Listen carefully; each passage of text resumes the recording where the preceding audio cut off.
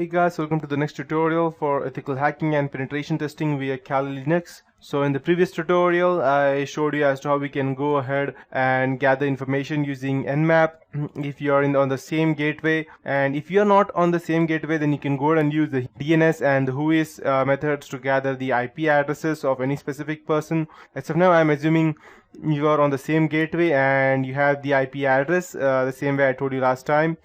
So now I want the operating system information about this specific IP address. So what I would do, I would go ahead and use my Nmap. I'll type the IP address over here, 0.168.236.131. And as you can see, there are different types of scan over here.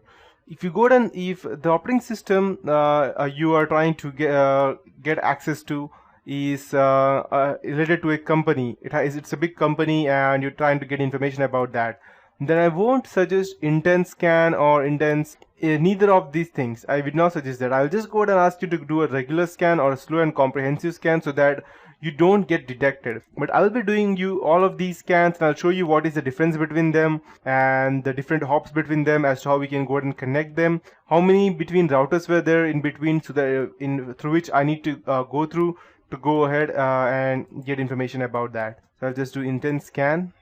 It is doing a stealth scan.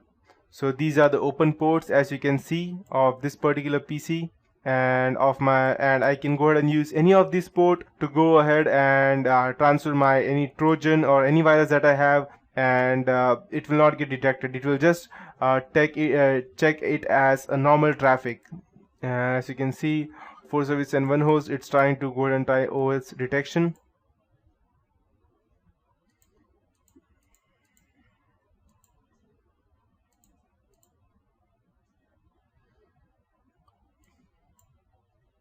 Can take quite a bit of time sometimes.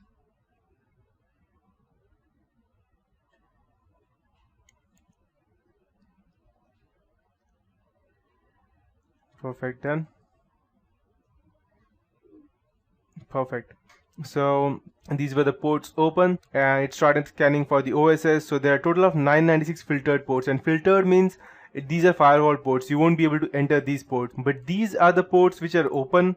Out of these 996, excluding these 996, these are 4 ports which are open through which you can go ahead and access them. That's Windows Microsoft RPC and Windows HTTP API, and these are the 2 NetBIOS SSN. But if you're using Windows 8, let me suggest you that these would be all filtered out and there will not be any port open if you have an updated version of Windows 8.1. But still, there can be ways you can social engineer your way through that. As you can see, the MAC address is of VMware. It's specifically showing that. If you don't know which company's MAC address this is, you can just copy it over here. And if it is related to a specific PC, then you can go over the internet and you can check.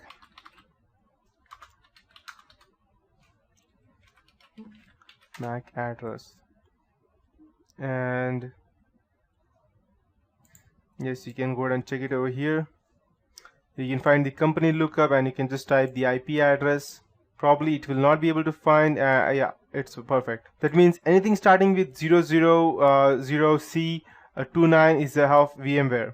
If I go ahead and check it over here,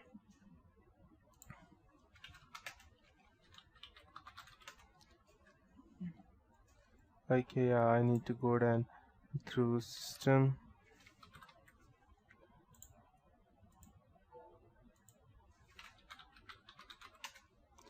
And over here I can see, so this will give you an idea of which hardware is the person using exactly. I'm getting VMware over here, but if since I'm using a virtual PC, but if the person has an actual hardware which is not a VMware, which is an actual computer, then you will get the detailed information. So let me just check the MAC ID and I'll go ahead and copy this MAC ID over here that we have, and I will paste it over here in this portion.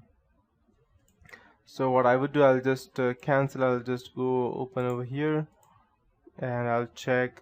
I need to go ahead and check the MAC ID. So I believe we have the MAC ID over here. Okay, IPv6 address, perfect. We have the MAC ID. So I'll just type it over here,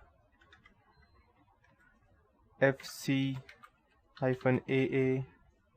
-14 -45 5E 64, and let's check what we get.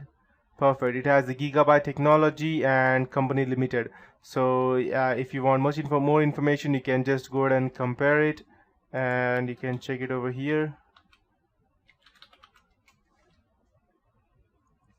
And you will be able to confirm which exactly it is. Since this is a gigabyte technology, you can see the my system manufacturers gigabyte technology company limited. So in this way you can get the you can go ahead and at least narrow down your hardware area as to which exactly it is using. And where you have the hardware right now you need to go know which operating system is the person using. So you don't need to go ahead and gather much information about that, because you already have that. Once you do Nmap scanning, it will show you that it's general purpose for phone or a normal system. And but you know it's not a phone, since it has gigabyte technology. That means it's a computer, and it's not a virtual PC. And you can see it has Windows version 8 or Phone or Vista or 7. It can be either of these, but since it's using gigabyte technology, it cannot be Phone or Vista, because no one uses Vista as of now, yes, frankly. So it will be a Windows 2008 server or a Windows 7. So but over here again, these are the things as you can see, but again it has narrowed it down a bit more, and it can be Windows 2000 R2 or Windows Phone, which is not. So I'll just cancel these things out. This is out, and we have so it can be Windows Server SP Pack 1 or Windows 7 or any of versions. And this operating system was last started on May 13, that's today, at 2:30 p.m. in the afternoon. So you have the date, since how much time it is up.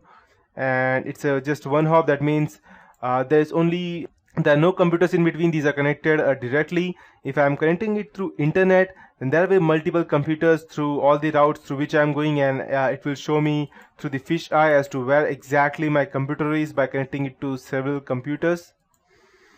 And as you can see, we have the TCP sequence prediction, that is 263. That means we can easily go ahead and penetrate into that. Again, operating system is Windows, and we have all the information that we need. So the computer name was test user, since